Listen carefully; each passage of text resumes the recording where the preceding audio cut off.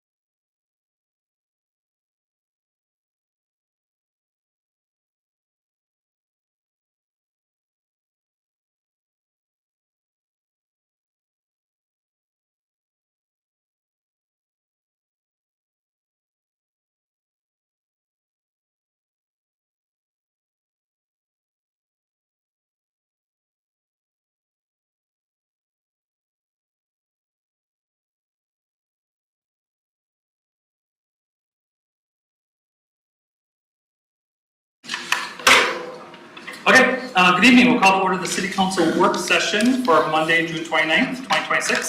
Please rise for the Pledge of Allegiance.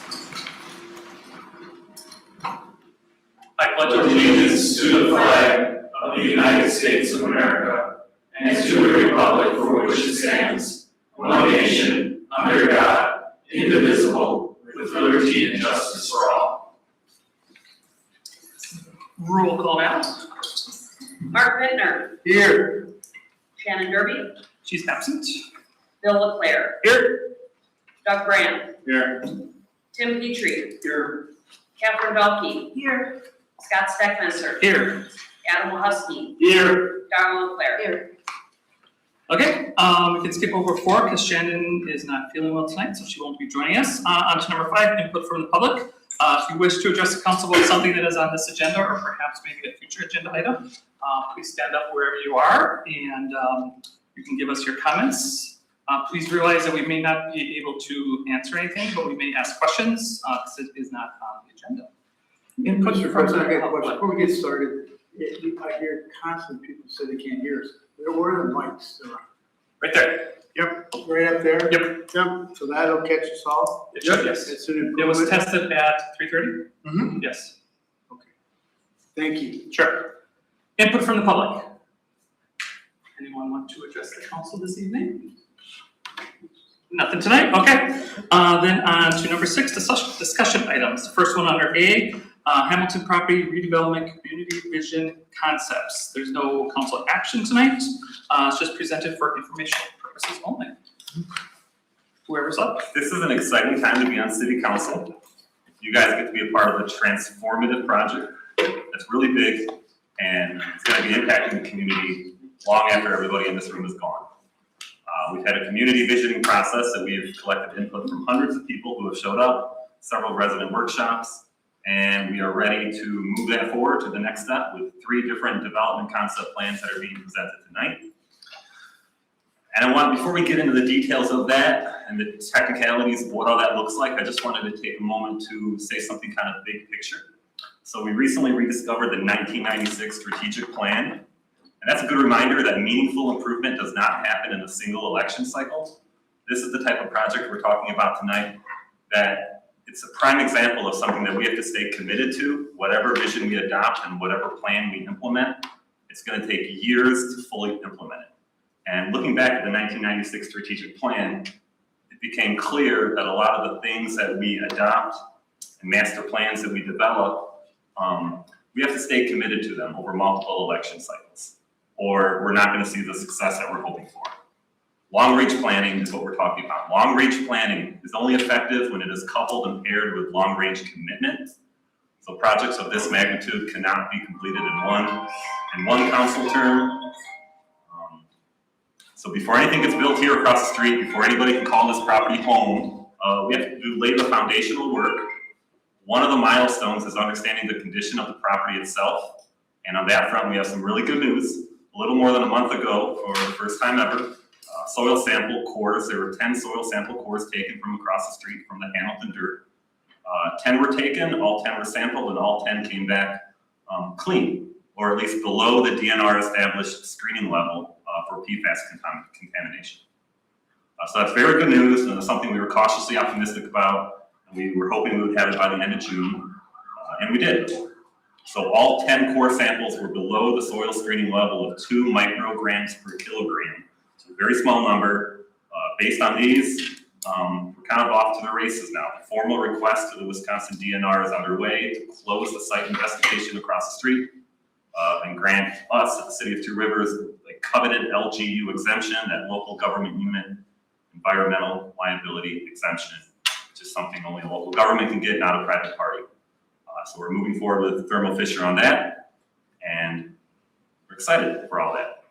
But I just wanted to set kind of a beginning reminder that we're gonna like some of the things that we see, we're not gonna like some of the things we see, but whatever we get behind as a group and we adopt as our shared community vision later on, it's gonna take more than one election cycle and more than one city council to see it through all the way to the end.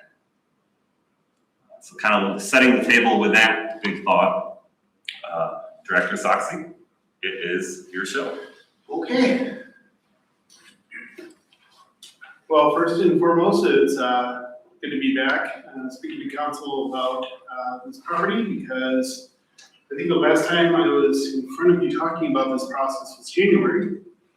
So some of this may be familiar for those of you who joined us throughout the process. For others, I wanted to start with just a brief refresher of kind of how we got to what you're going to see tonight. So this is really phase 5 of the 5-phase visioning process. So we did have a lot of different ideas from the community about what is possible on the property. We cited all those uses within, again, the context of the 14 acres that we're discussing here. So again, remembering that the site that we're actually considering is 14 acres, which includes the former Eggers East plant and its warehouse, both properties which are currently city-owned. It does not include any of the 3 other remaining outlots that would also be conveyed to the transaction. Those are already slated for either conveyance to a private homeowner or parking. We looked at, again, the public uses of the property, again, recognizing that waterfront access is something that has long been prioritized as key for that site and key to actually reactivate and engage our downtown. And now we are to the point where we're actually going to be considering a couple of different alternative concepts and beginning really the last phase of community engagement, which is public voting. So the first thing that we did, and again, Kyle will share this full slide deck after the session, mainly because of the fact that, again, we didn't want to hear a bunch of paper crinkling throughout this. But we did do a survey of the community. We received, I think, 600 responses while everything is said and done. We asked them a bunch of questions. So the first question we asked is, in one word, how do you best describe Two Rivers? And again, thematically, people generally think of this community as a fairly welcoming and cozy community. You'll again see this reflected in the concepts because again, what we're looking at as one of the design principles for the site is we want the site to be consistent with development in adjacent neighborhoods. We don't want this site to be an eyesore. We don't want the site to stick out too much, but we do want the site to be consistent to the point to, again, so that it can really lead transformation of other properties. Community residents also see, again, a lot of potential in the community, but there is an undercurrent of folks that view the community as somewhat a bit more negative. That means aging, old, or dying. These are things that we're trying to combat, and it's something that I know both myself and my colleagues down in the inspections department deal with on a daily basis. Some of the other frequent themes in terms of preferred uses for the property include mixed use and multi-purpose. It also includes the provision of recreational and open space, hospitality, retail and dining, water access, and housing of some variety, including the development of apartments and condos, including waterfront, higher end, and primarily, again, those for 55 and older. Again, our senior housing inventory is certainly a market need throughout the region. And again, in terms of other suggestions, there were a number of public uses proposed on the property, including a small theater, a smallish conference center, a meeting facility, welcome center, a year-round farmers market, and a wedding banquet hall. And then finally, in terms of economic uses, there were a number of residents that envisioned the space for another large factory. There are a number of reasons why that would not be the most compatible use for the property. But again, as you will see as we go through the concepts, there's actually more on a per square footage basis within each of the 3 concepts envisioned. There's actually more square footage committed for commercial use than there is residential use within the site. With the intent, again, that what we're looking here is really both to position the site as an extension of our downtown, but also potentially use the site as an attraction for a regional office or some other professional services based business. Again, utilizing the space as a job creator, not just as something that generates more tax base for the community. Some of the themes that people requested were, again, maintaining water access and green space, maintaining the local charm and developing, again, consistent aesthetics. So really, again, what we saw in the community was a community that is really taking a very public and caretaking position regarding the property. One of the tensions that we have in the community regarding the site is the fact that we do have, again, a large resident population that remembers the site as being built. So again, for those of you who were here prior to 2015, you do know that, again, the site did at one point contain 1.2 million square feet of manufacturing space. There's also a community and a population that came here after the smokestack was demolished, and only know that site as a large vacant open green space where people fly kites and run their dogs.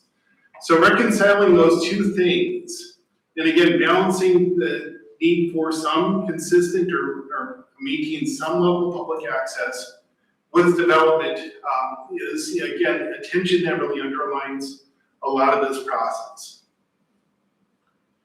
And then, again, focusing on building a almost micro community that would attract families is one area that was emphasized. Bringing in other types of public amenities. Interestingly enough, we did receive, I think, 25 or 30 requests for another grocery store on the site, which again, no offense to our two large regional chain grocery stores, but it was an interesting observation. But in terms of, again, things that people do not want to see on the site, some do not want to see a casino on the site. Again, the site is not claimed by any of our tribal governments, therefore no casino could be built there. People also don't want to see industrial or storage unit developments on the site, which again, council in its wisdom probably would not even consider, nor would the Planning Commission. And similarly, focusing on the environmental and historical considerations of the site are also a priority. We know the site does have an environmental history, so again, prioritizing development that doesn't repeat those same sins would be within the public's interest. So, on to the designs. So you may have to turn your head sideways for this, but I'll walk you through. The first map and then the second map is not going to resemble the site at all, and I'll tell you why. So this is what the community developed in terms of its consensus. So this is a site plan that only outlines prospective uses on the property. So just to orient you, the reason why I tilted this map is because the concepts that you'll see in the next several slides use the same orientation.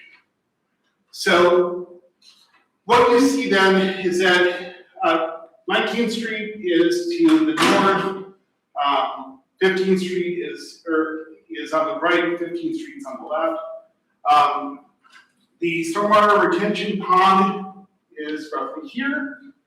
Sepia Chapel is on the top right-hand corner of the map. That one handy, right? You could. So, first thing you'll see on the site is the possibility of a potential conference hotel. We've had interest from a number of hotel operators on the property already. I'm not really certain as to, again, where that relevant market sits. We'll have to do more research there, but it is one of the pieces that was pretty consistent in public input in terms of the potential use. Again, when we're talking about conference hotels, though, specifically, one of the things that did come up in conversations was the need for more meeting space.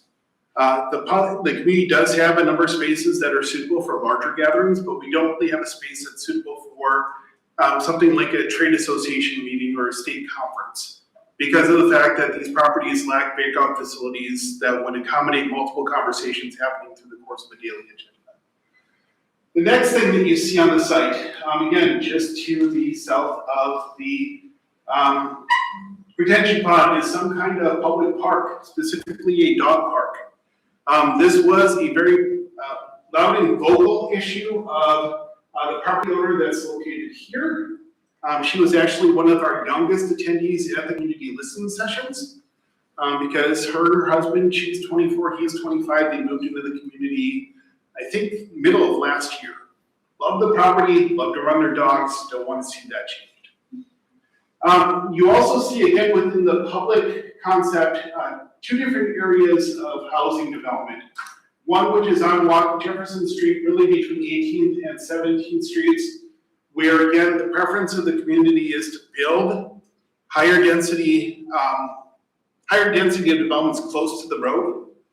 Again, this is more consistent with what we see in our downtown already, where we see multi-use development already on Washington Street.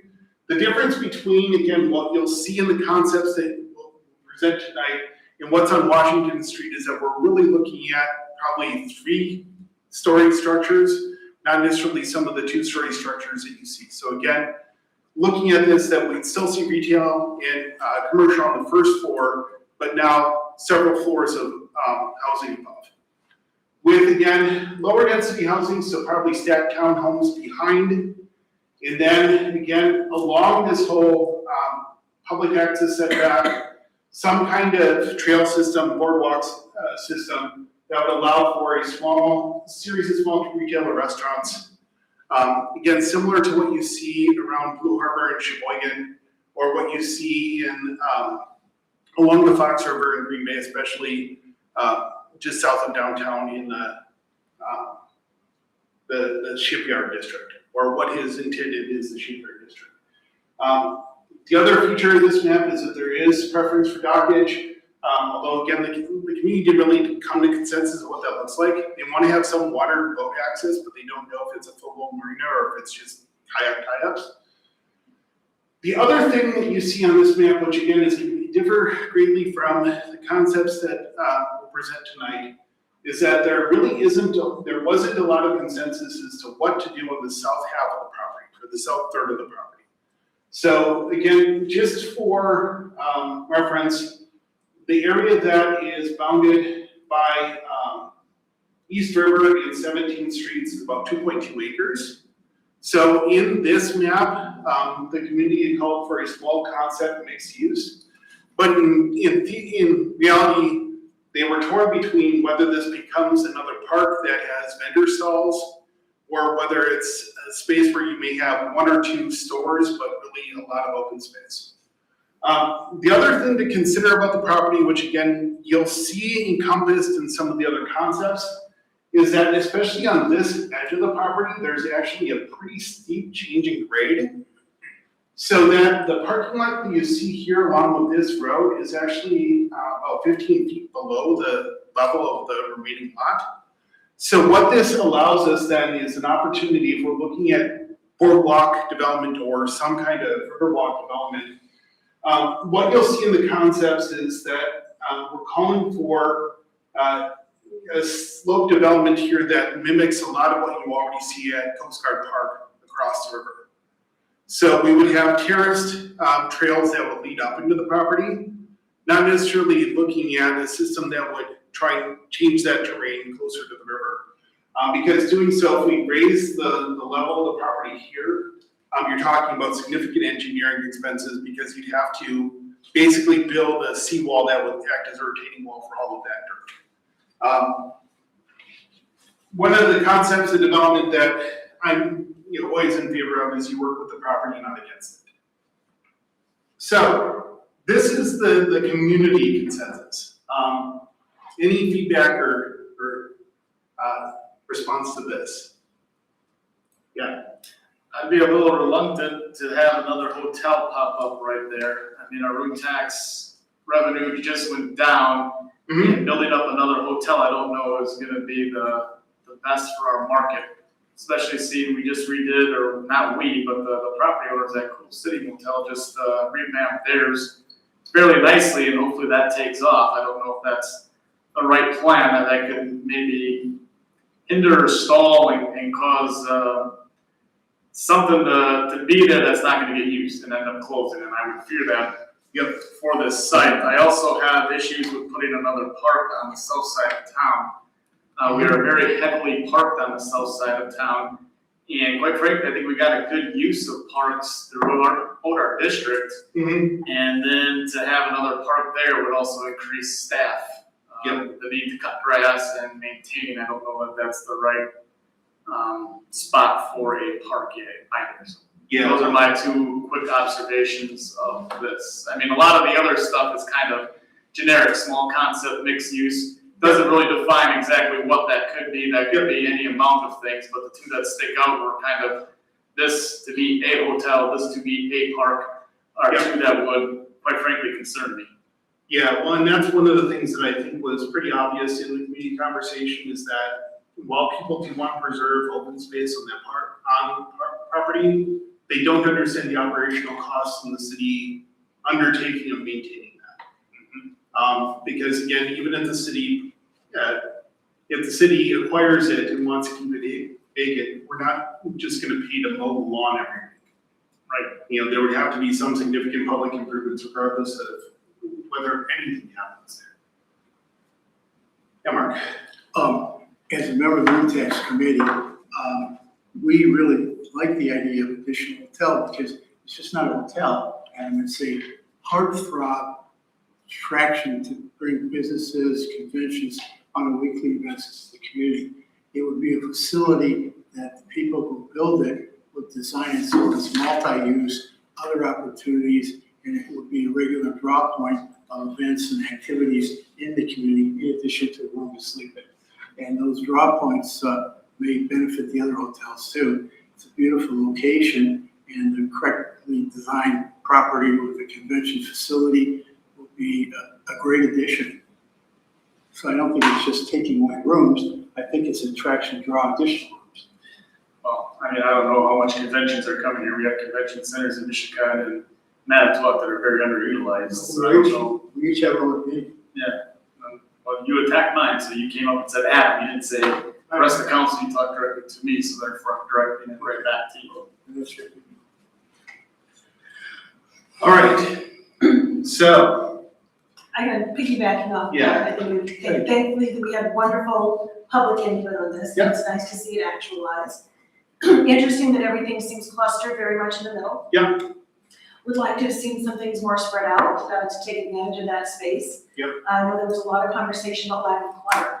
So I find it very interesting that these things in the middle. With regard to the conference hotel, similar concerns, we see that even in Manitowoc, there is a conference center right off the highway. Yep. And studies have shown that conference centers off of highways get better traffic, better occupancy, and they've been struggling for years. Yeah. They're typically, flagship convention centers are not profitable on an operating basis by design.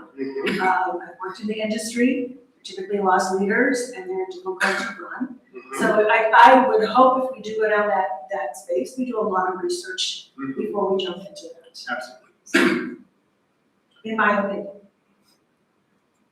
All right, so this is all, again, pretty consistent with what we're hearing in the community. The next map I'll show you is completely different because this represents the feedback of a bunch of high school juniors and seniors. Okay.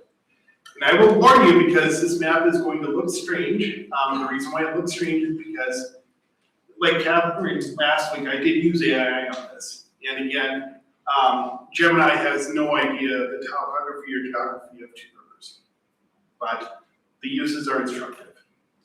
So this is all the things that the high school students want on the Hamilton property. None of this is prioritized, but as you can see, they want a Chick-fil-A. They also want the Humane Society to relocate to the Hamilton property. They want an outdoor music venue, they want a community pond. They want a gas station on the property, they also want pickleball courts. But they also, again, want multiple live music areas, they do want a walking path, they want a marina.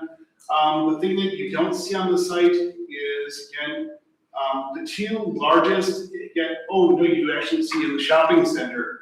The two most commonly referenced retail options for the site are Target and Costco. There are a number of students that would also love to see a Topgolf on the location. So again, the predominant sense that we received from the students when we showed them the site is that they want all of the attractions that they find in Green Bay with the convenience of not having to drive to Green Bay. So, granted again, this was an open dialogue, just like all of the public community feedback. But what we generally took from this conversation was twofold. One is that we know that students wanted a lot more green space in the development, and specifically programmed green space, than the rest of the community did. One of the things that we heard from students is that, especially with some of the more recent developments at Neshota Park, especially with the new playground, they don't feel as comfortable hanging out there because they feel that it's too young of a space for them now. The other thing that they've heard again is that they want spaces where they can gather, in places where they can, again, find their own identity. The other thing that we heard in this conversation is that students really didn't understand or had very little use for any housing development in the property. Which again speaks to a broader conversation of how many of the students actually see themselves living here in the future. But it is one of those pieces where, again, if the community consensus was a little bit more conservative on the site, the high school vision for the site is very maximalist. In that the market doesn't matter, dollars don't matter, let's blow the thing up. So if you want to see a Dave & Buster's in Rivers, I'm sure that there is a consensus of high school students that would support that venture. Suffice it to say, we haven't had any conversations with any of the national real estate offices for any of those companies, but again, when we go to RFP on the site, I suppose I can send it out. So again, setting aside the geography, is there anything here that jumps out at you? I really love their concept around the marina Yeah. space of it, something that I think was a miss on our spot. I love that forward thinking, because we kicked that around for a long time. Mm-hmm. Yes, I do love the multiple different options there, Uh-huh. and how it's not just focused on necessarily things that we already have, Mm-hmm. although some of it does with the outdoor live music part of it. Most of everything else is stuff that we don't really currently offer in most other places. Mm-hmm. And I like the sports themes of it. Yeah. I do. I like the shopping area of it. It'd be nice if we get some of those industries here. I think that's a tough mountain to climb. But I do like the concept of it, to be quite honest with you. It's got some forward thinking. There may have to be a little bit more housing on there and a little less green space probably, but all in all, I think it is a lot of forward thinking and a lot of great ideas. Yeah, so there is housing down here. And I think that was really the one of the reasons why Adam Taylor and I were so inspired after having sat through a day worth of personal finance and civics classes, is the fact that, again, we wanted to get high school student feedback. And frankly, sometimes you have to go into the classroom in order to do that. Because the thing that, again, going back to Kyle's introductory comments, we know that this property is going to have a 15 to 20 year development cycle. It's just that big. I could get a developer tomorrow to come in and say, I want to put hundreds of apartments on the site, but that's not appropriate for the community.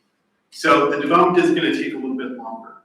But what that means then for those students is that the things that they're going to be seeing when they're 19 years old are going to be ready for them when they're in their late 20s. So that's the market that we really need to appeal to with this property. And that's one of the other pieces of feedback that we are consistently having in community conversations. People were looking around and asking where young people are. Because again, the feedback of a 6 or 7 year old, while it's important to understand the needs of the community, may not necessarily be the target demographic for what we're building here. So I won't necessarily say that Chick-fil-A is coming here, but that doesn't necessarily mean that we won't try to bring some kind of national fast casuals, I was gonna say, restaurant to the site. sorry, On the left-hand side, the fenced-in dog park, and the seating area around it. Yep. That really promotes conversation. You said that they want to have more place to hang out. And then Adam, to your point, if you, on the east side, that was a lot of real estate for another park. Yep. But I'm thinking if you had something like this one on the left, had it down on the right-hand side, it's not gonna all be parked, there's really gonna be a use for it. And then that would open up, I would think, some area, an area for residential. Yeah, and again, recognizing that the site doesn't lay out anywhere near how the actual site does.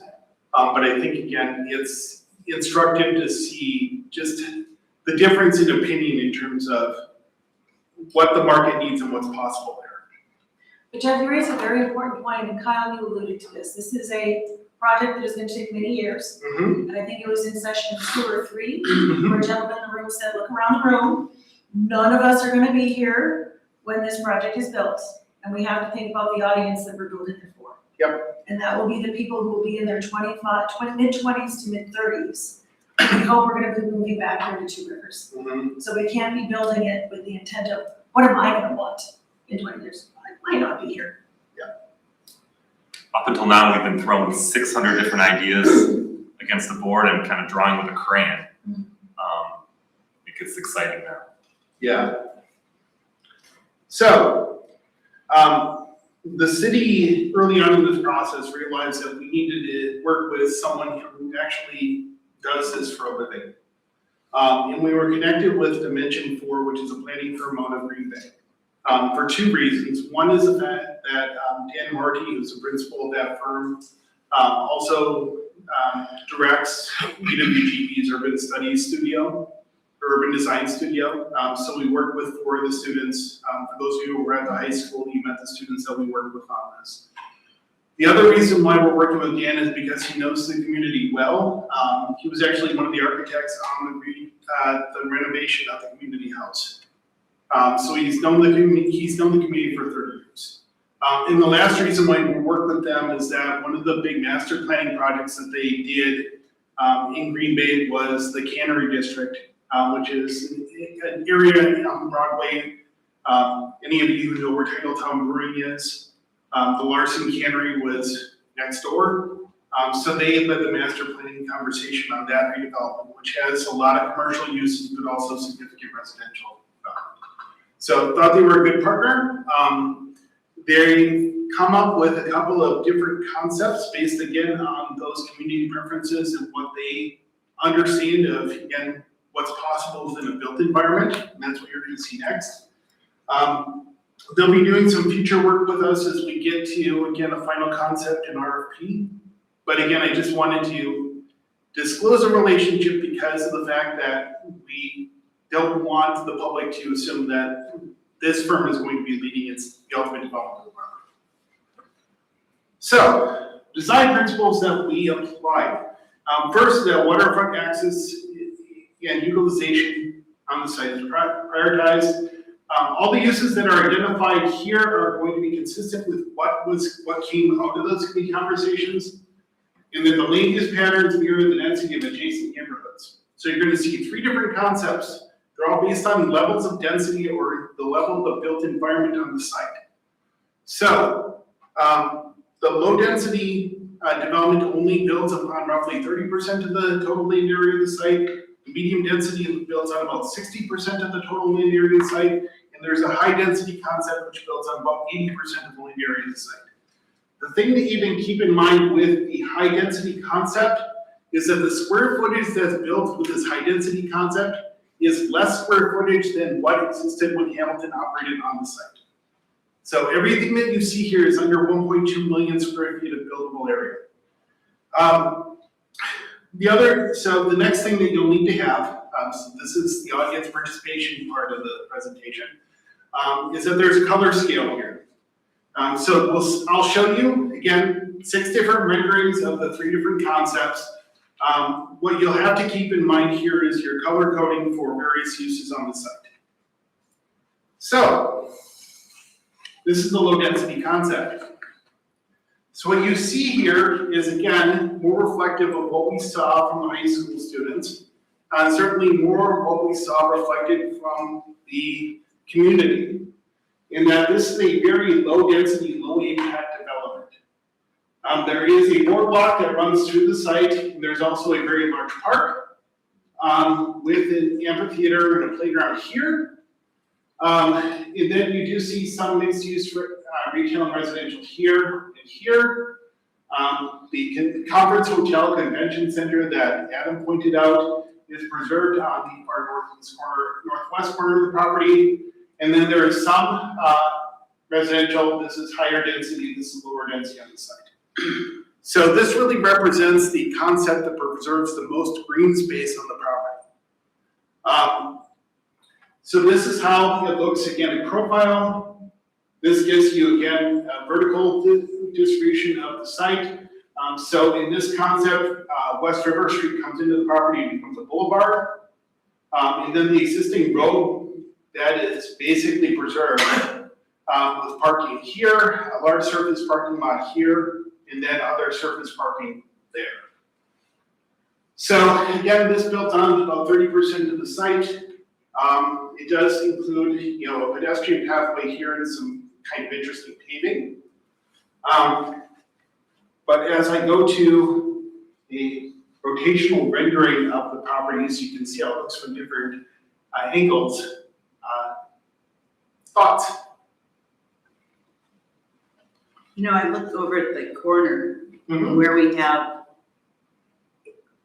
a name for it, was it Harbor Park or? Yep, Harbor Park. And it's got parking down the slope. Yep. But I was thinking that you already have like a natural slope there. Yep. That might lend itself to something like an amphitheater Mhm. with the parking on top and have the stage lower, but then that way you're kind of working the seating in. And something like that, it might lend itself more Let's to go. a little bit more, constructed Yeah. music events. So that's one of the things that you see on the property. So up in this corner, there, along this edge, there's lines that are actually built into the property. So that's your slope that would then be terraced into your birdwalk area. But the site does become relatively flat after that, so you could build some kind of space into the property, but the amphitheater might be a little bit more difficult to get that kind of sufficient seating for a stage. Because I was thinking about, it would be more on the south side Yep. of it. You see, to me, in my mind, it looks like a really huge space. It is, it's 14 acres. Well, I mean, just down there by the.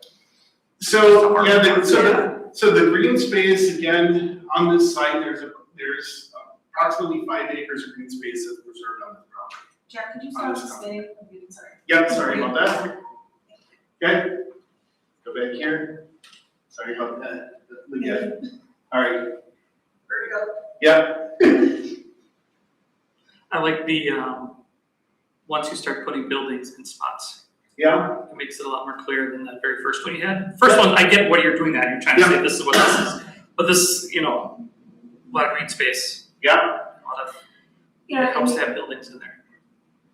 You raised a question earlier about numbers of hotels, et cetera, parks, and then how many stages, and we already talked about, diluting the impact of so many bands and so many, performances, and we have noise issues going across the river, so, just things to think about. Would we need to widen the road, think about traffic and parking, is it Jefferson, is that also something we just? It's not conveyed on many of the concepts, but it is something that we discussed. Is one of the other design principles is the question of potentially widening Jefferson and adding a dedicated parking lane. Yeah. Which would give you the possibility of adding additional bike lane. Just things as we get more dense, it's gonna drive more traffic. Yeah, and I'm giving Matt headaches talking about changing the. That was great. I've talked to a few developers in that hill there by the Harbor View Park. Yep. They were interested in that property. It was unique and that's something I thought they should develop.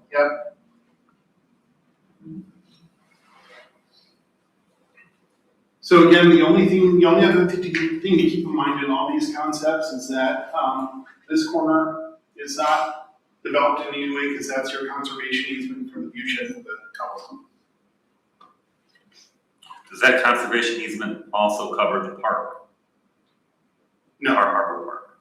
No. It's just a view shed easement. Jeff, when you say conservation easement, that is restricted height. That is restricted height as well as, So we could have something there, but. you could have something there, but it would have to be for public use. Or less than 10 feet higher. Yeah, because the property can't be conveyed to a private party. I don't recall that in the region. I thought it was just height restriction. It's per the conservancy zoning, it's not the view shed. So if we would convey that to a private party and restrict height, we would have to rezone the property. So it's a function of the zoning. Still keep the height restrictions. Yep. Zone it. All right, it'll be time for further discussion. But moving on. This is the medium density concept. So this again goes from 30% built to 60% built.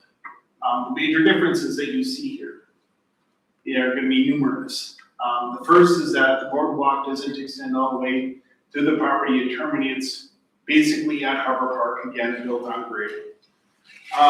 There is still dockage on the property, but here you're looking at basically 12 dock slips built along the site, where in the low density you only had 6. But again, recognizing that this is another potential opportunity. You see more retail in mixed use, so that's that light blue, with higher value, higher density apartments above. This is where you start to see opportunities for larger scale retail. So large scale retail here, large scale retail here, with some shops, so that could create a smaller shopping district where, again, if we had a national brand retail that was interested in the property, those would be where we would accommodate them. Again, what you shift then is your convention space, which in this concept would include some kind of smaller public market area, is down along 17th Street with, again, higher density housing, up in the 18th and Jefferson corridor, with now stacked townhouses, lower density housing on the other side of 17th Street. So still ample area for some kind of public park with waterfront access. But now you're talking about, again, a wider diversity of use, with still relatively low impact, because none of the buildings presented here are over 4 stories. So your skyline is not impacted beyond what you already see with the house.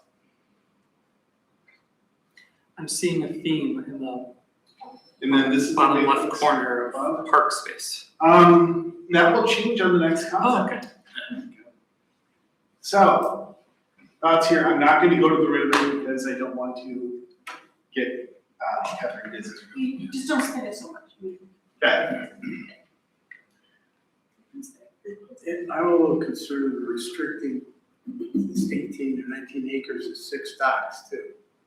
Yeah, well, and again, it was just what was drawn in market. It's not, the market analysis on dockage is going to be completely divorced of any other development property.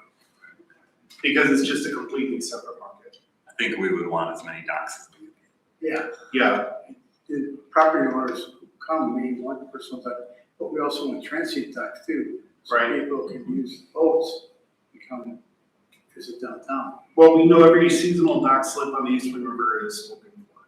To what? Every seasonal dock slip on the East Twin River is spoken for. Yes, absolutely. So we have no available dockage. And it's hit by surge too. Yep. Not like the West Twin though. The No. West Twin's really hit by surge bad. So any other thoughts on this one? Again, I guess for broad public discourse, setting aside whatever happens there, because there's a variety of things that can happen there. And you'll see a very different perspective of this concept of what could happen. And what are that, small shops or?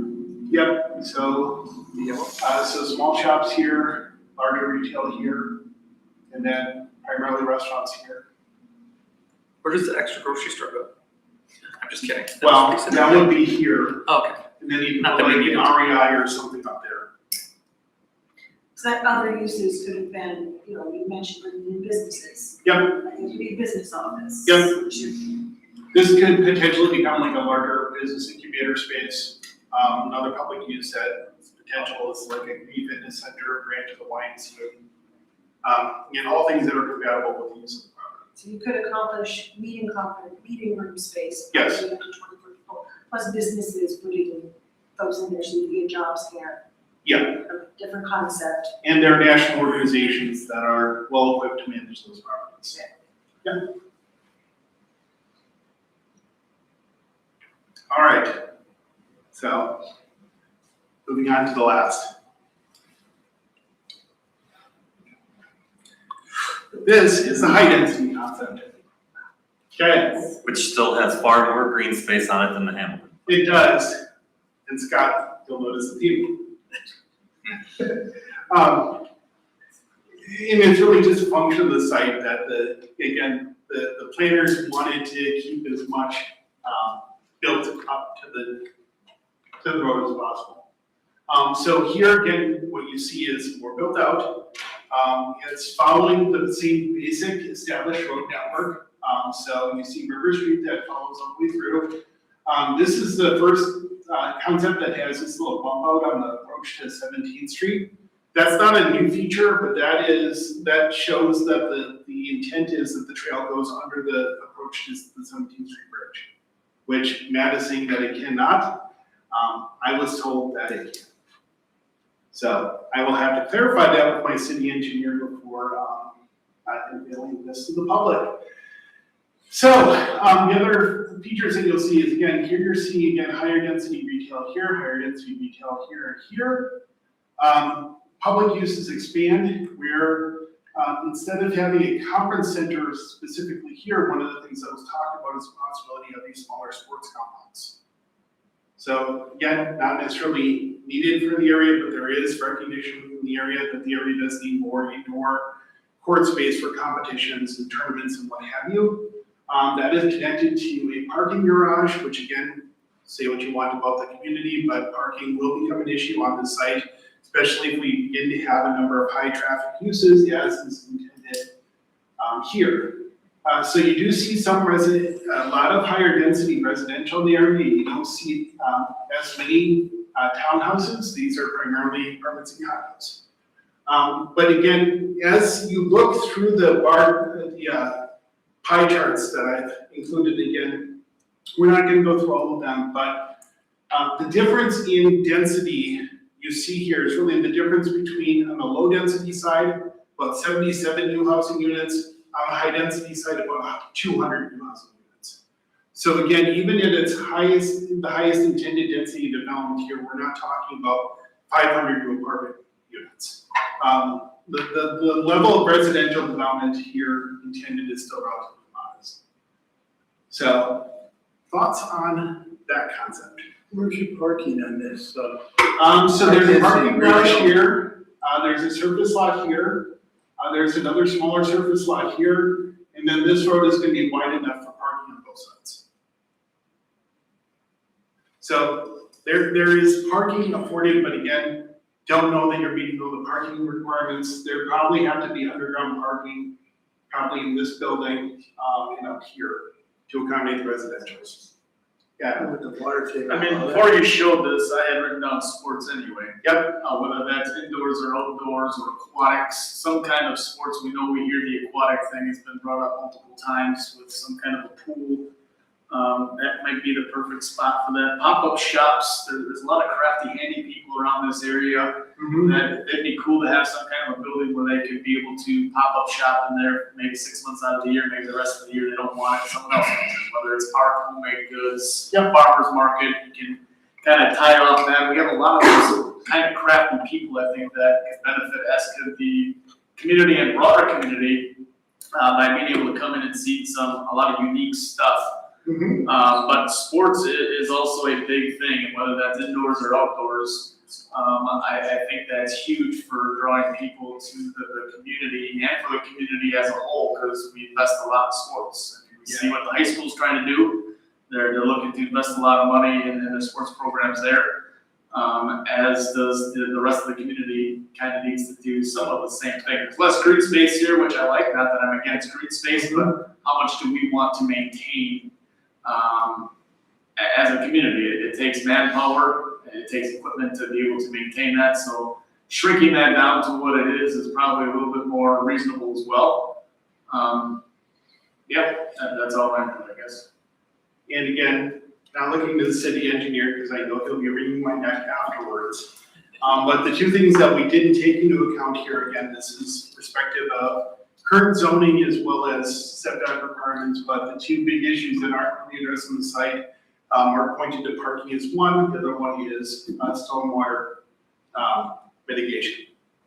Because the little pond up here covers roughly to about 18th Street on the site. So there's roughly 2/3 of the site that you would have to come up with some other stormwater mitigation plan for, just based on, again, all the impervious that is built here. So, again, the division on this site is that be about 80% impervious of the site. So that would require a pretty significant stormwater solution. We're talking big numbers, but we're thinking back of the napkin numbers. The high density option, something like this, is 80 to 90 to $100 million, 80 to $100 million of development. Yep. Over many, many years. And the EAV of the entire city is about 1 billion right now. So Yep. 10% more than the entire EAV of the entire city. So it's one of the pieces, again, that throughout this conversation, and I'll talk about kind of what we're going to be doing in the public to actually bring these forward and have conversation, is that, I hope again through this, looking at these three concepts, you see that we're still maintaining the same principles, we're still maintaining access to open space. We are balancing a lot of public use on the site. We're even at this height of density, the other two buildings that I point out is, this purple building here was actually intended as a branch of the Y, so if you do have this indoor port facility, then you'd have a fitness center located next to it. The other little building here would be some kind of, again, pop-up store, but it also served as a visitor center for the community. Because it would be a really good information center for the property itself, because there are a lot of public amenities, just having guest services. To say, okay, here's the directory of this store, this is when this public market's open. These are the events that are happening on the Riverwalk, those types of things. We would still probably want to go with a shipwreck type of, not museum, but with NOAA, we're thinking about being a center for that. And are we still looking at the Waterhouse? The High Lift, yeah. Are we? Yeah, Okay. That's not dead on the vine or anything. no, That's been Okay. talked about for years, I gather. yeah. But something like this, they would be separate, right? Yeah, well, because the other thing that we want to do here, just as an extension of the property, is speak to the history of the Hamilton Company here. We do have the Wood Type Museum, but again, this is where the company existed. So there's a lot of the Hamilton history that really is encompassed just in speaking about Wood Type that we could bring to the property. Decorative signage, trails, that kind of stuff. An observation, it's great concept. Yeah. And it is definitely high density. And I think of all of the concepts that we've seen tonight, it's the one that it does not resonate with the other area around it. I think my bigger concern is if it doesn't get filled, it's gonna feel very, very empty compared, right? Yep. So people feel like this giant, if it does get filled, right, it's like a glass half full, half empty. How is the rest of the downtown gonna feel? Because that was a concern raised by the businesses. Yeah. We put this in, is that gonna pull away from our businesses there? How's it going to be? Where's the balance gonna be in that, right? Yep. But I love the concept of live where you work, work where you live, right? And I always, this is a lot of that. Yeah. I'm trying to feel where's that best balance in there. So you're just kind of in my head, playing around with those ideas. Yeah, and I think that's, again, one of the pieces where the reality of this is that, again, this presents the site as if the site is completely buildable, where again, we know that with public use and with stormwater mitigation, parking, whatever, that number starts decreasing pretty rapidly. So, again, keeping in mind that these are all things that could be built there, this isn't necessarily prescriptive to say that all these things will be built there. Because I think of some of the malls right near Milwaukee when I first moved in here, beautiful, great mall, a lot of walking area, apartments above it, and all of a sudden, the business left and it was a ghost town. Yeah. So I would hate to see something like that go in and you have, once you start losing one business, everything goes away. Yeah, I think Bay Shore's at like 65% occupancy right now. That is not what we're shooting. I get that, but you never know when the winds of change happen. Yeah. And with something that is so compacted like that, Yeah. you want to watch out for the risk factors. That got raised in one of the sessions. Yeah. Right? And the other thing to keep in mind here is, again, even with this high density development, you're looking at about 200 more housing units. That's one of the things that I'm constantly mindful of. I have standing monthly meetings with my counterpart in Manitowoc, that we know that there's a lot of multifamily inventory already going up and planned there. And we know that we have conversations about some significant multifamily inventory here. So really understanding what the market has and where the market needs are, because again, this site probably will not need to accommodate a lot of residential because there's already residential happening elsewhere. All right. And one last comment, Yeah, Mark. whatever, but the high density also separates the greatest asset of that property, and that's the water riverfront. It's almost like a natural barrier to the visibility of the riverfront and access to. Yeah, well, again, recognizing that, there's businesses here, so again, diners would have usable water. But you do have to shut down the roads. So it's not to say that the site's completely impeded, because again, for those of us who remember Hamilton's, you couldn't see the river from Jefferson Street unless you drove under the 17th Street Bridge. So this is not exactly that, but to your point, Mark, this is more closer to that. Have you had any interest with somebody having, like an insurance company having their world business headquarters here or something? We have not attracted a Fortune 500 company yet. No. 2027 we will. There have been regional insurers that have looked at the community in the past, but have decided to build elsewhere. But again, if I look at, for example, what Thrivent is doing with their corporate campus, they have 600 acres right now that the city of Appleton just open to development. Where they envision becoming this multi-building global campus like American Family has in Middleton. And the company just, after COVID, decided, well, that's not in our future. So now they have a bunch of land that they want to do something else with. So does that mean that we have to find a company to relocate all their operations? No. But could I bring in a vision of a company that's looking for a really cool office space? Sure. So again, if we have 191 units on this property, if I can bring in, say, 150 to 200 jobs in total, that's sustainable within, the market. But again, recognizing that you do have, again, potential for office here, potential for office here, potential for office here. There's a lot of spaces where you are going to see business use. It's just a matter, again, of working with that developer that has leasing agents that can then find those tenants. Because, while they love, having meetings, I'm not going to negotiate master leases on any of this stuff. All right, so very quickly, next steps, and then we'll talk about landfill sludge. So, we're going to be posting this slide deck, and you'll get a physical copy of the deck. At the end of the meeting, we'll be posting the slide deck to the Hamilton Visioning site tomorrow. It'll go in the Cool City Connect this week that you can go and see the concepts. We're going to be opening a public survey next Monday. Didn't want to open it this week because of the July 4th holiday and people not seeing it. Public voting will be open through the the middle of August. We are hosting 3 public meetings. The first will be July 15th, which we'll be hosting here. We'll go over to the community house on July 22nd, and then the library on August 5th. Again, seeing public buildings, but of course, if there are other spaces where people would want to host a listening session, have home core will travel. And we're going to be doing posters and have paper surveys probably at the senior center and library.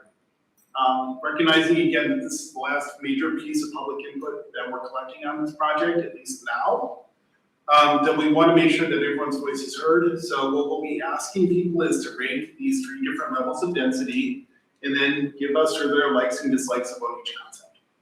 So it's not the point of the process where you can come up with something different for the site. We've had a lot of, again, ideation. This is more about what you'd like to see on the site as well as what you can live with on the site. Because we know that not everyone in the community is going to be completely happy about every decision, but we want to make sure that, again, this is something that the public can see. Jeff, we tested the market, I mean, all of this is great ideas, but it's gonna start with private money and businesses. Have we tested any points of interest in the market externally? You got these 3 sites. But what if a market with lots of money is not even interested in one of these 3 sites? I don't want to disappoint the community completely. We have started to normalize the site with a couple of larger developers.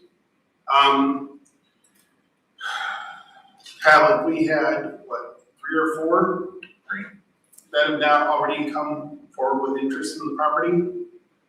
Everything that they'd be bringing to as part of their practice is consistent with what we presented. So it'll fit what they want to spend, will fit within one of these 3 sites.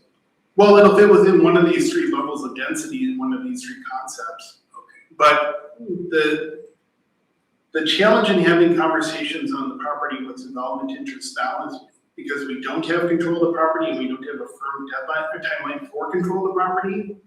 I'm not willing to represent the property, recognizing again that it could be a year before we actually have control of it.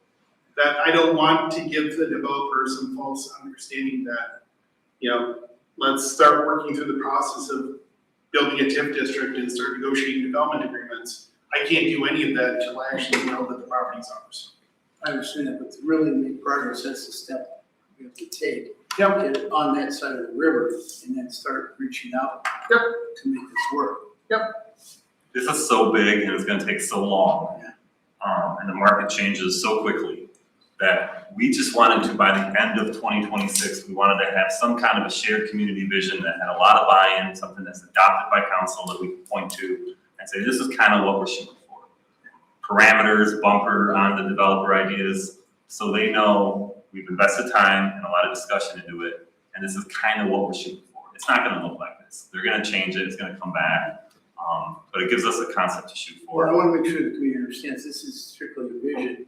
We may not get Whole Foods or Coney Island hot dog stand like somebody wants or golf park, but these are visions that we'd like to see. Right. Even as a developer, and the reality of cost per square foot in building and investment dollars will really dictate what this is going to look like. Yeah, well, the difference again, and this is the 3rd concept that the city has undertaken to some extent on the property, since it became vacant. But in the previous 2, what you had were engineering and planning firms presenting what they think would work on the property. Where the intent of this process is to start with what the community wants. And now we're working backwards to see what would work. So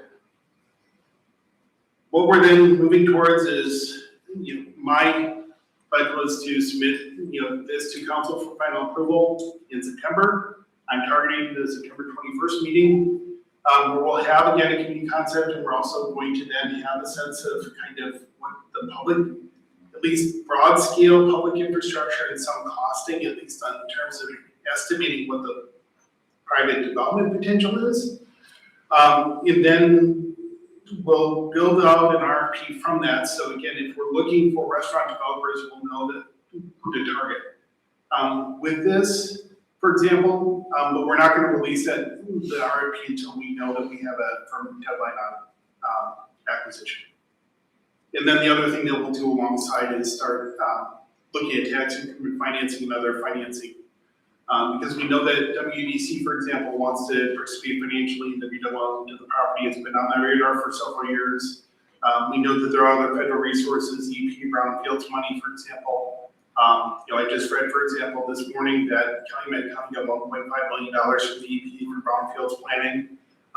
That's not outside the realm of possibility of what we can tap into. So there's a lot of different resources here because of, again, the condition of the site and also its prominence. So we're going to be tapping other public sources first before we start looking at community investment. So really buying down that community impact. Because we want to make sure that, again, we maintain more of the tax base and more immediate access to the tax base as soon as possible. Public and private sources too. Yep. The biggest holder of this property, Fisher Scientific, and they're a whopping opportunity to get some sources from them too. Potentially. All right. So Awesome job, Jeff. Jeez. I gotta give kudos to Jeff and Adam Taylor. They've spent dozens of hours at workshops in the high school and teaching classes at the high school that you got roped into that you didn't know you were signing up for. Yeah, I haven't invoiced the school district, but we could at least get some pay for 6 hours of work time. All right. Thank you very much, Jeff. Appreciate your time and Welcome. effort on all this. Not as fun, not as exciting. Now we have to shift gears and talk about less dreamy stuff and more reality hitting us in the face. This is one of those wicked problems that government has to deal with. There's really no single correct answer. There's no clear endpoint, and every potential solution creates new challenges and trade-offs. So it's definitely a wicked problem. The overview that Matt is going to take us through tonight is very complex. It involves chemistry, engineering, and some pretty cool technology, and complicated funding involving multiple funding sources. It can be kind of overwhelming. As we go through the technical details tonight, please remember that you are not on the hook to personally understand it all. There's a lot of subject matter experts and professionals we have access to that are helping us look into solutions. It's supposed to be high level tonight, and the idea is just government transparency. We've identified a problem. We're looking at alternative solutions. We don't have all the answers yet, but we want to be transparent and explain what we know up to this point. Perhaps the most important thing for us to understand, for you, council, to understand, is even if you don't understand all the chemistry and engineering behind this, the cost of government continues to increase year after year. We all feel that, but there's good reason for it. We're going to go through what the good reasons are. We're trying to invest in very old infrastructure, trying to address problems from decades ago. We're trying to improve parks and quality of life, and all this costs money, and we have ongoing environmental guidelines that we have to comply with to stay legal. So the point is just, it's going to cost more. Cost of government is going up over time for good reason. Everything you hear coming next is a good reminder of why that annual capital borrowing amount needs to just keep being adjusted slowly, but it needs to be adjusted and flexible off that $2 million a year level. Otherwise, this community is just not going to have the resources it needs to deal with these type of problems. Kyle, can we track other communities that have similar problems? We've learned from them a little bit. We are looking at lessons from other communities that are dealing with the same problem. Director Heckenweibel, why don't you start to walk us through what the problem is? What's the problem? As Kyle said, it's a very complex problem. Back in August of 2024, the wastewater plant received its current wastewater discharge permit. Within that wastewater permit, we were required to do some sampling of our effluent, the water leaving the plant, the clean water leaving the plant prior to discharging to Lake Michigan. And as we have to do with everything, but the added component is that we had to now test for PFAS chemicals, specifically PFOS and PFOA. prior to August of '24, it just went out unchecked.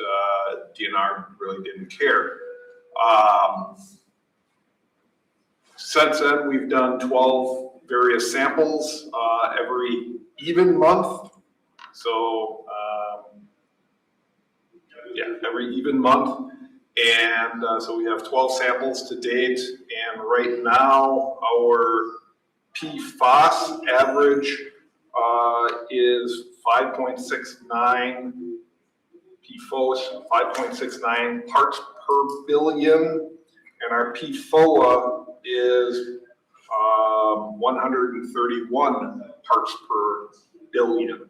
So if you think about it, pretty small concentrations. DNR does not have any specific action level at this time. Right now, this testing is just to get a background history on where do our current levels sit. So we're not planning on doing anything except doing the testing. All great, fine, wonderful. Right now, we take our wastewater sludge. The wastewater comes in at the north end of the wastewater plant, comes down to the south end, works its way up. The liquid gets discharged out, and the solids ultimately get processed in here and then put into the two large buildings at the northeast side of the wastewater property. That sludge then gets land applied on agricultural fields that the crop is not intended for human consumption. So basically, agricultural feed. Great, wonderful. Farmers have found out recently through other avenues that municipal wastewater sludge contains PFAS. According to DNR, a substantial, significant PFAS level would be 150 parts per billion. We're at 131. So we're up there, but still below actionable levels. Actually, I'll retract that. That is in our wastewater effluent, the liquid portion. Our wastewater solids content is significantly lower than that at about 12 to 15 parts per billion. So now we're 10 times lower than that actionable level. One of our farmers, we had two significant farmers totaling about 450 to 500 acres. The more significant one notified us early in spring of 2026. Thanks, we're no longer interested in taking your municipal sludge. Great, wonderful. Not raising concern yet, but we started looking at avenues of where are other options on where we can dispose of it. Well, we have acreage out at the Woodland Industrial Park that we lease for agricultural purposes. We have since gotten that approved by the DNR as a location to incorporate into the land there. We'll come back to that. So just remember, we've looked at some other alternatives. We've reached out to the local waste management landfill, Ridgeview, out in Whitelaw. Our levels are too high. So our low actionable levels are too high to accept at a wastewater or at a landfill. Farmers don't want it. Landfills don't want it. What do we do? So that's the premise of the whole problem. To add insult to injury, our second farmer has since pulled out as well. We have zero place to go with our sludge come this fall. That's the reason why we are having this conversation, informing you that our problem has escalated a little bit further than what we would like to be comfortable with. How does this tie into the landfill? You wanna jump to the next slide, Kyle? Oh. We still have those spot to dump on our own property, right? That is for carbon dredgings. Oh, So, old landfills, which are in the town of Two Rivers, operated into the mid-1970s. When it was closed for active use, then was capped and formally closed.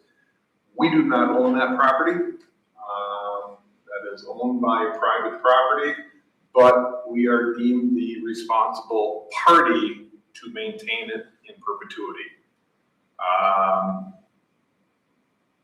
During our whole testing process, if the actionable PFOA level gets over 150 parts per billion, the DNR would ultimately have told us, or we're anticipating it, it's nothing written right now, it's kind of verbal discussion, that we would have to go through the entire city and identify the sources of PFAS chemicals. Where are they coming from?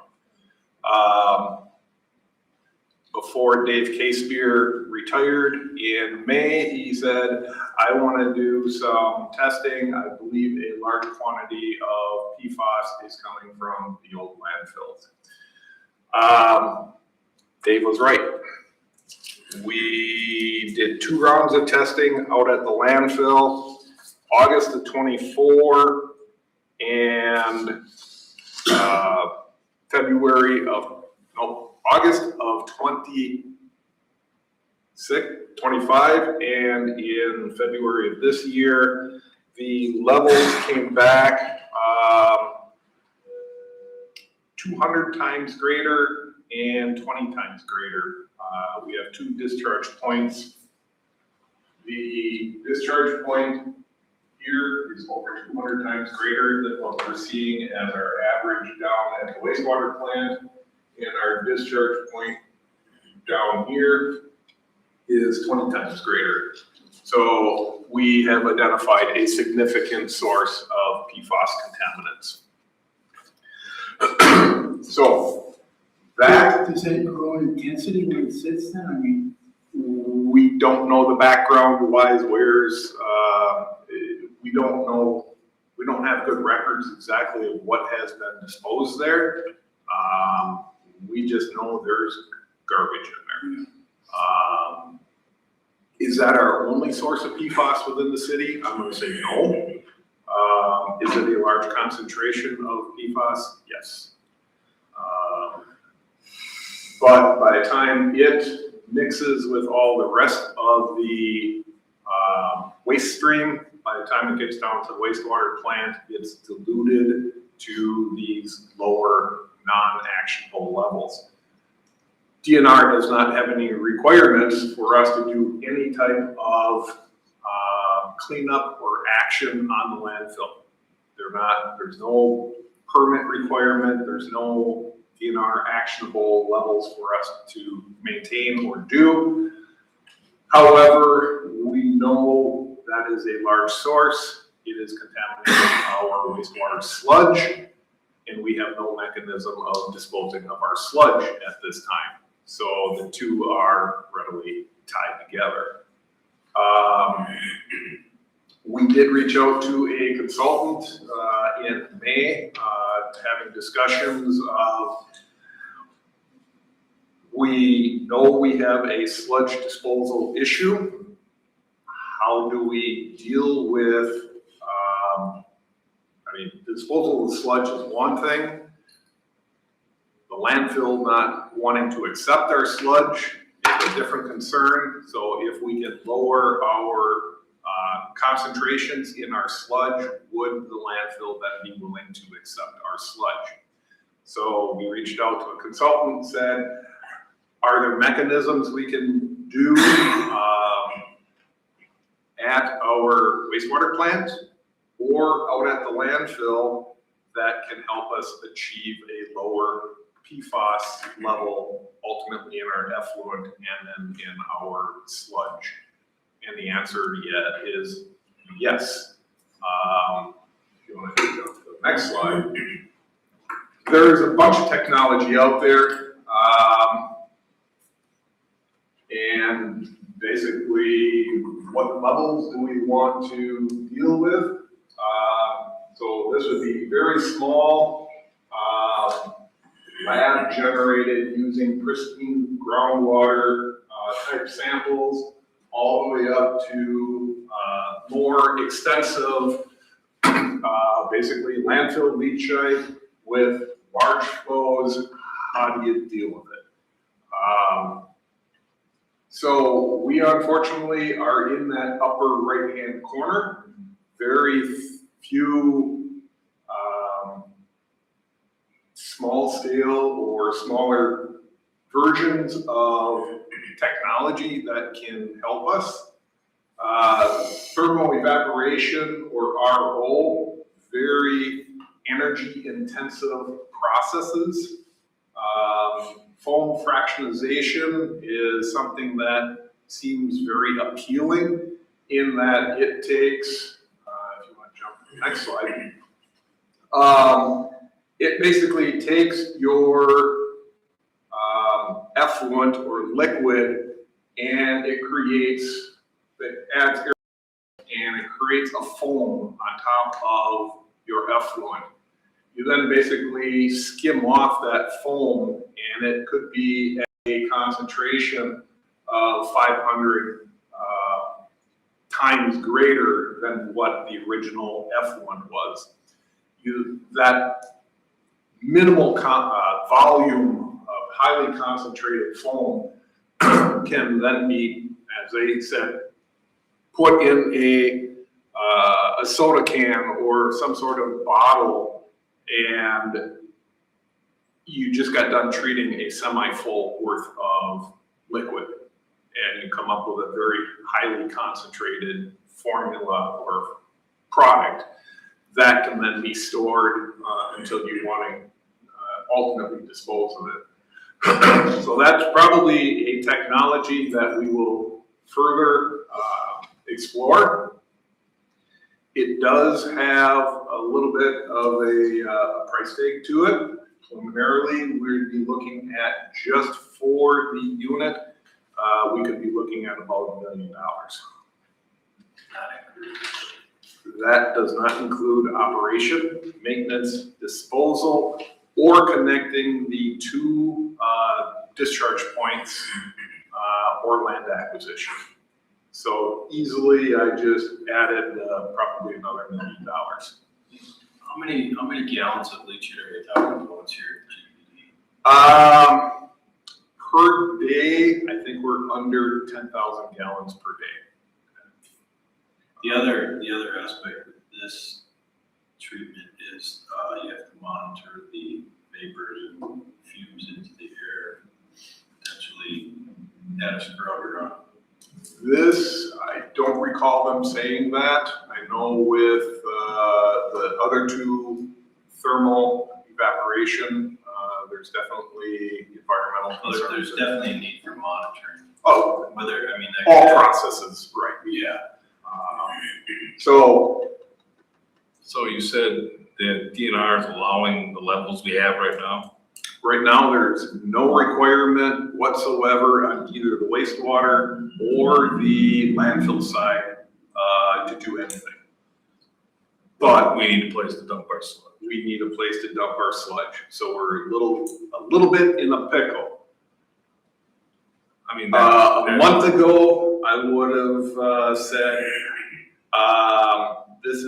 we have to do this, we have to move forward. How are we gonna pay for it? We don't know.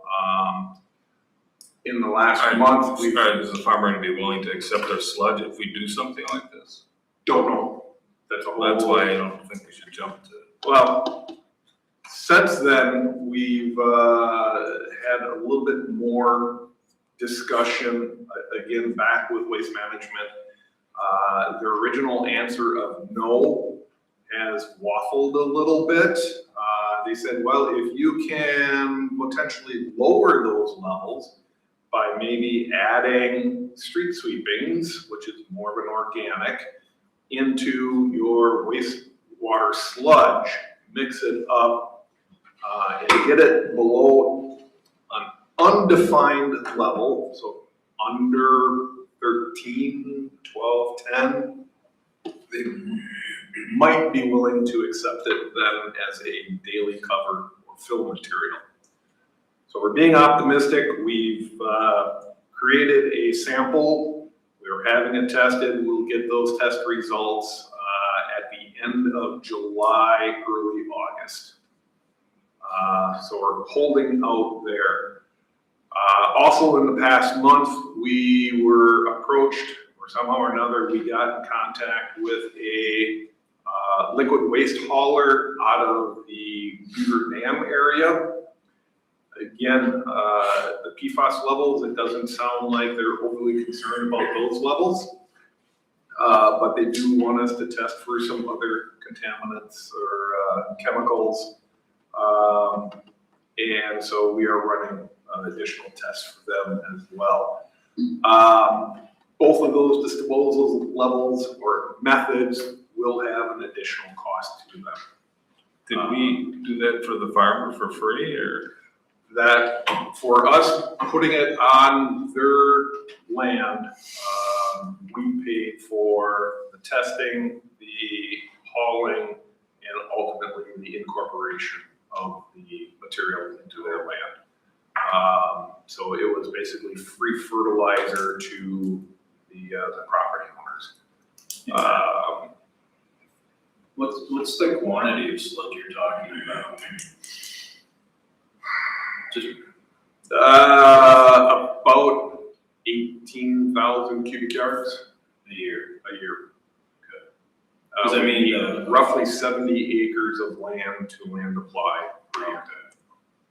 Because the other option would be to send it to a Subtitle C landfill, but that probably involves rail traffic and other things. Right now we're But trying. that's a pretty large quantity. And yeah, there's, right now, Peshtigo is literally putting it into rail cars and shipping it, I think, down to Oklahoma or someplace.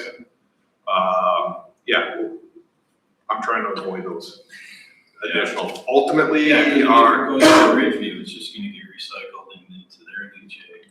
and which ultimately goes to the city of Manitowoc, MPU for treatment, and then ultimately out back into. Did they do any retreatment at Ridgeview? Now, the easy solution to buy us time, if anybody has any good connections to farmers, that are not might afraid Interesting. of. So right now, this company out of Beaver Dam, again, they're interested in accepting our waste. The good thing there is they do have a DNR discharge permit. So basically, once it leaves our facility, it's no longer our problem, it is their problem.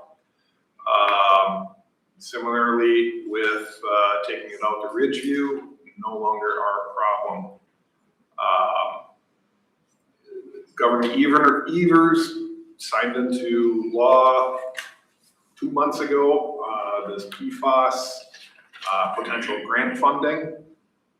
That is a potential mechanism that we are looking into as far as looking at funding either at the wastewater plant or at the landfill for implementation on how to clean up our landfill effluent or doing something at the wastewater plant. Right now, they don't know what that program is going to look like. So there are a number of problems that we're talking about. But they're all tied They're all together. tied together. So currently, and I stood outside those two great big buildings last week, you've got sludge sitting there that you can't get rid of. Yep. That you could mix some sawdust with it and get sent away, but the farmers aren't taking it. You're producing more sludge on a daily basis that is going to go get stuffed into those big containers there. So that's a problem. It has nowhere to go. That's number one problem to solve. That's Unless our, we can find someplace to take it. Yep. You've mentioned those two locations further upstream, those landfills that are continuing to put PFAS potentially into the water system at a pretty high level. That's where this comes into place, Yep. potentially, right? Because that's gonna be a problem literally downstream. Downstream and down the road And with, down the road, so a plan for that. So it's a damned if you do, damned if you don't scenario. It's gonna cost us money one way or the other. Yep. So I appreciate you bringing it to us early on so we can plan for it. Because just getting rid of what's in the storage containers now is not going to solve our problem. Nope. Just wanted to. Good summary. It's a big one. You're paying attention. I'm paying attention. And it's a great tour. I recommend it to anyone. Just wear a little nose cover when you walk into it. you get used to it. You get used to it. That was a great summary. I followed that, what she said. Yeah, am I naive to ask, where is it coming from? Can we stop it so 10 years from now, we're still not having this problem? Is there, what? Where is it, I mean, where is a significant source? All of it? No. A significant source is the landfill. If I had, Are we adding to the landfill now? No. Is there- if I had to guess, DNR will make us do something in the next 5 years. And that's a pure speculation on my behalf. DNR is learning and setting the rules and guidelines as we speak. There's nothing concrete out there. There are a few other communities out there that are slightly ahead of us in dealing with landfill effluent that contains high levels of PFAS. I've reached out to other consultants trying to get more information as to who those individuals are, what type of treatment practice are they dealing with, how big is the landfill flows. We are literally in the early stages, but as Catherine said, we need to figure out how to get rid of our sludge. Now, if Ridgeview, our sludge hauler from the Beaver Dam area, are willing to accept it, it's gonna be at a elevated cost of what, we don't know yet, not until we know specifically they will take it. But that buys us some time on doing anything out at the landfill. So when you get a farmer to take the sludge, it's all written down, the amounts and all that, so that. We can only apply so much based upon soil sampling at their location. They can only accept so much nitrogen, so much phosphorus, and well, gee, now farmers don't want any PFAS. So going back to our acreage out in the Woodland Industrial Park, yes, it's being utilized for agricultural purposes or being used. However, that farmer is leasing or basically cash cropping for Lakeside Foods. Human consumption of that product, therefore we cannot land apply. We could land apply this coming fall, but he would not be able to grow any crop that he could then get a profit off of for human consumption. So kind of a quick, there's our disposal area, but we then mess ourselves up down the road. We also don't want to mix our wastewater sludge with our dredgings. Plus, I don't know if DNR would physically allow us to dispose of it in our. Well, hopefully we don't have to bring any dredgings over there. So yeah, it's a very complex A, B, C, D, resulting in, what do? We don't have all of How that. much of the landfill, how much do you have to treat? We would look at treating all the effluent. I mean, how much is coming out of there? About 6,000 gallons a day. 6 to 10,000 gallons a day. Well, And it's water runoff coming out of it? that is basically groundwater seeping up through the old garbage, attaching to itself, to solids, the PFAS chemical attaching, and then working its way into our wastewater, collection system. Everything they made in the 1940s and 50s and 60s is sitting in that landfill. The 55-gallon drums of paint. And that's just pumped from there to our That's pumped out of the ground, and then it's gravity fed all the way to the wastewater plant. Is there any chance of identifying any PRPs to help? I mean, PRPs. potentially responsible for it. Which DNR basically has named us because we're a landfill, but I don't recall seeing any records of, I mean, basically everybody in the city of Two Rivers, plus I'm sure there's a bunch of old industry that dumps there. Mineral waste. Muro, Paragon, I mean, they probably all dump there, but do we have accurate records? And then how many of them are physically around that we could? It's a long shot. Earlier you mentioned the governor and new funding coming down. It was Act 201 that was passed to establish a new PFAS community grant program. We should be in a pretty good position to apply for that. Grant funding for that opens up in fall of this year. They still don't know what it looks like yet. But whenever that opens, we'll apply for it, of course. Even that's gonna require a 20% local match. So no matter how you look at it, the environmental fee is going up one way or another eventually down the road to deal with all this. I just wonder if there's available money that we can start an industry to solve the problem by rolling it off and bubbling it up. Create a furnace of some sort or activity that would do that. And The thermal, basically burning it, the energy levels are just phenomenal. So the consultant took that off the table. I wondered if we could go dump it in the nuclear reactor. He said no, but I don't know why you can't. Well, we incinerate this stuff. or at least use them as a source of fuel to generate the heat. I thought of that. Or even a rolling mill in Manitowoc has a huge furnace that rolls sheets of aluminum that runs all the time. But you then have a trucking cost and Yeah, you got there's logistics. It's no free option. Right now, I mean, are we 100% set on this technology? No.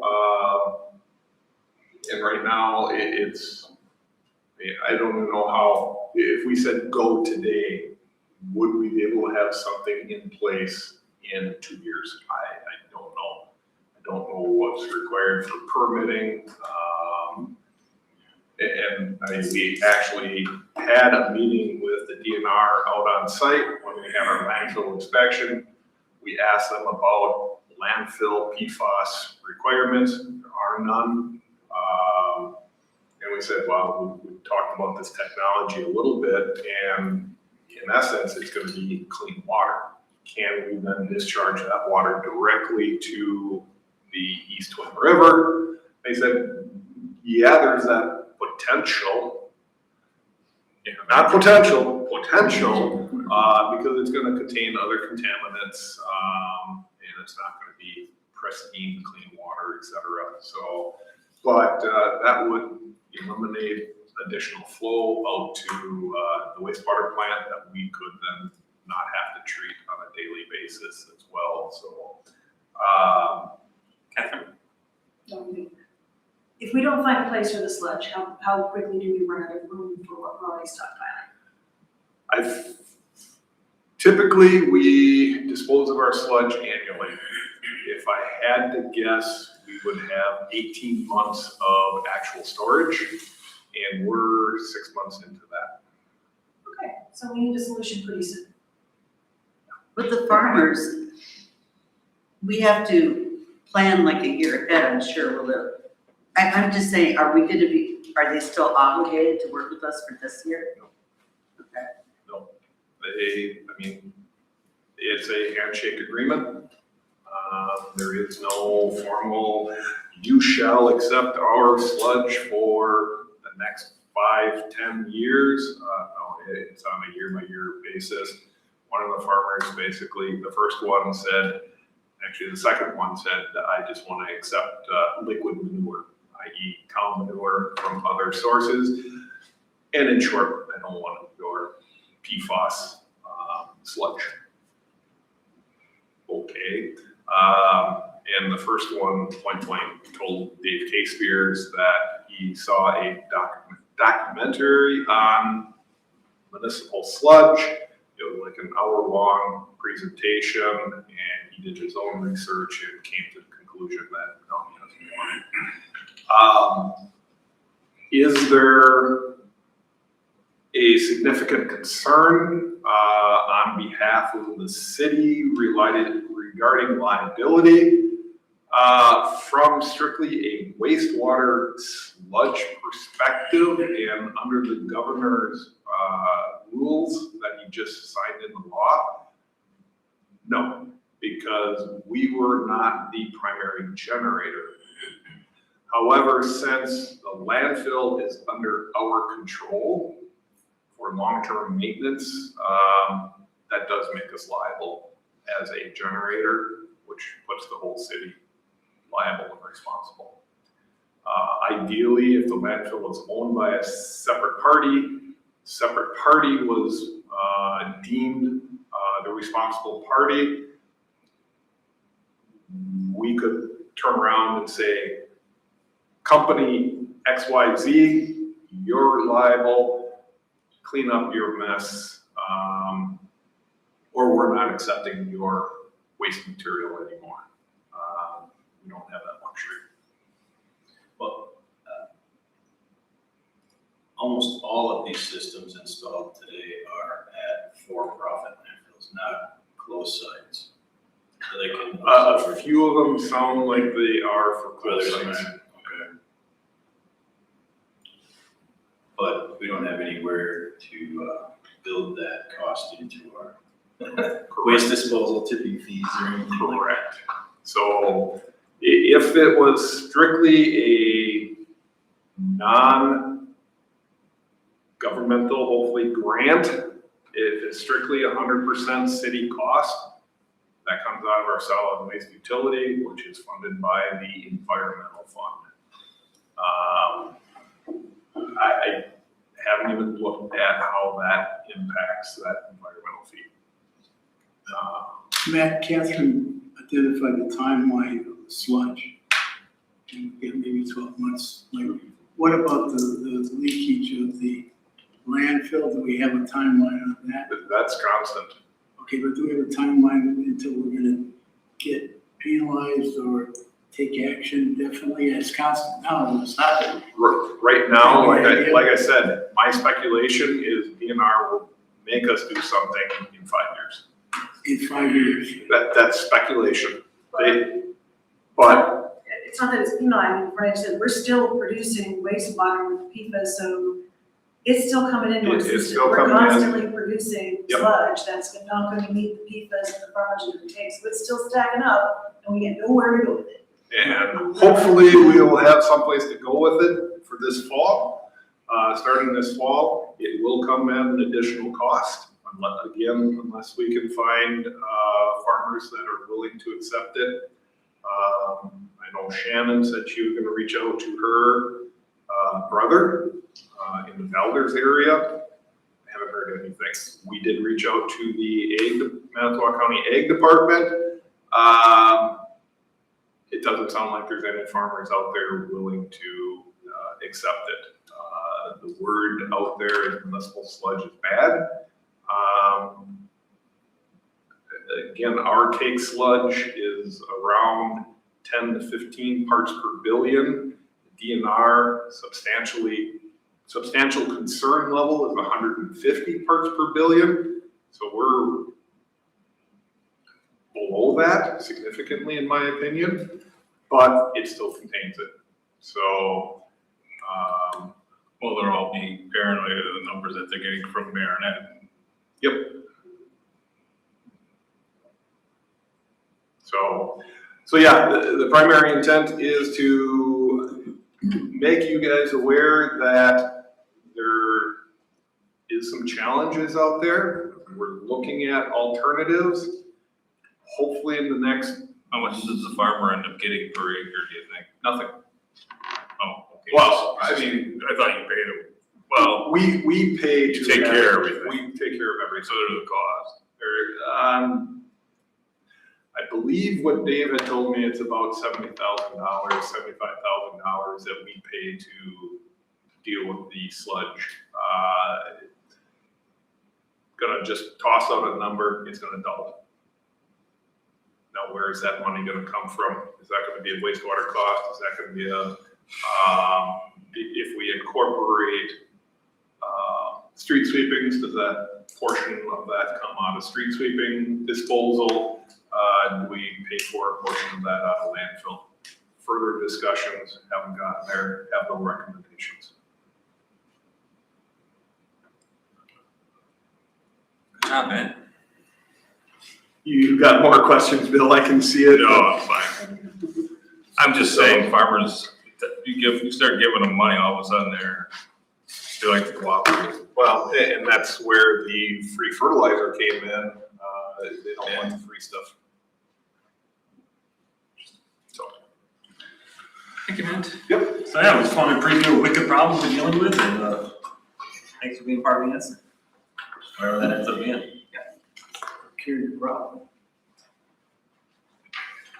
Okay, on to number 7, action items. Tonight we have a resolution declaring intent to reimburse expenditures from proceeds of borrowing for 2027 sewer rehabilitation and water sewer lateral replacement projects. So this is largely a housekeeping item. We don't have any slides anymore. This is not an authorization to begin construction or spend $11.5 million. But the WDNR does require this by the end of the month. This just maintains the flexibility, so we can use future low-interest loans from safe drinking water and clean water funds for this project. This just allows us to move forward with engineering, design for 2027 projects without jeopardizing any ability to get reimbursed in the future. We're kind of doubling down. I don't know if it's a true doubling, but we're trying to do more LSLs next year. Because the principal funding forgiveness is running out. Can you explain a few more words on that? Out of the COVID funds, so to speak, President Biden had this infrastructure improvement fund that ultimately has a deadline or a cap of 2027. So is there going to be more funding? Scuttlebutt has it possibly, but there is no firm, definite, absolutely, there will be additional funding for the removal of lead service laterals beyond 2027. So before that runs out, we should do as many as we can in 2027. So what we are doing is increasing from our normal 200 to 300 lead water service contract, and we are literally looking at 500 water services for 2027 period. So how, unfortunately, our 100% principal forgiveness areas is only, I think we have 50 water services in that area, which is the far northeast side, like 34th down to 26. So a real small area. So the area that we're looking at would be shifting to the south side, which only has a 75% principal forgiveness. So this loan, principal forgiveness is only for the private side water services. So what we are looking at doing is concentrating as much effort as possible to those properties that just have, singly, just have a private water service that is lead, public service is non-lead. a public and private that is both lead. And then our third option would be just a public water service that would be lead-based. We would leave that go because that has no principal forgiveness, and so we're trying to maximize our impact. Again, right now, we're looking at about 500 water services as part of this contract, thus the larger dollar amount. It still would not probably address laterals along Forest Avenue. I know it won't because we're not gonna be in that area. And then along Hawthorne, we wouldn't be hitting those areas as well. But we're looking at taking a substantial chunk. Maybe when we're all said and done, we're being down to about 200, 250 impacted services left within the city that we would then need to figure out how to fund further in the future. Matt, does this help with the liners? If we put the liner in lead pipes and laterals, is that? Totally separate issue. It doesn't So eliminate the, a liner is the sanitary. okay. The lead water services are strictly water. So there's no liner ability in the water? No. So, and then coupled with that is also doing the public side sanitary sewer lining that Mark just alluded to. Basically a contract similar to what we've been doing in the past several years. So, again, resolution, intent to reimburse, it's gonna use Mark's words, housekeeping, in that it's a requirement for us to be able to successfully get or be eligible for the 2027 Safe Drinking and Clean Water Funds. If we don't pass the resolution, we're not eligible for those funds in 2027. Are we going to use that whole 11.5 million? I hope not. The way our projects have been coming in, we've been below what our estimates are, and our estimates are usually conservative. So you're planning on 500 more, roughly-ish, 500. Total 500, Next so year. about 200 to 250 additional services over what we just let for this year. Gotcha. And how many are left then? Do you know ballpark how many more we have to go after that? Once we finish up that area, about 200 to 250. That's it. That's it. Out of about 1,800. Wow, it didn't seem like it just seemed like yesterday that we're talking 1,500, 1,200 to go, but. And how long do we have until we have to be done? 10 years. 10 years. Okay, thank you. Anyone else have any questions? Do we have the capability of getting 500 done in a calendar year? We don't have to do it in a calendar year. We just have to have the contract awarded by June next year. And similar to what we did in our 23-24 contract, we let that over 2 years. Same thing with the 2 current contracts that are underway. We allow them to complete the work in 2 years. Since we do have a large quantity, I was talking to Scott and saying, why don't we break it into 2 contracts right away? 2 different contractors. Yeah. Okay. Do you have a question, Mark? Or? No, I need a motion. Sure, yep. I'll make a motion to approve the action to resolution declaring our intent to pursue the expenditures. Okay, do we have a second? Second. Thank you, Catherine. Any council discussion? Seeing none, we'll do a roll call vote. Val? All right, Shannon Derby, not here. Bill Leclerc, Aye. Doug Brand, Aye. Tim Petrie, Aye. Catherine Belkey, Aye. Scott Steckman, Aye. Adam Husky, Aye. Darrell Leclerc, Aye. Mark Bittner. Aye. Okay, for a motion to adjourn. Motion to adjourn. Second by, Yay, me. okay, council discussion, seeing none, all in favor indicate by saying aye. Aye. Anyone opposed? Motion carried. That's why I looked at you, Adam. I was like, I know you're gonna say it, but I wanted you to do it as quick as you could.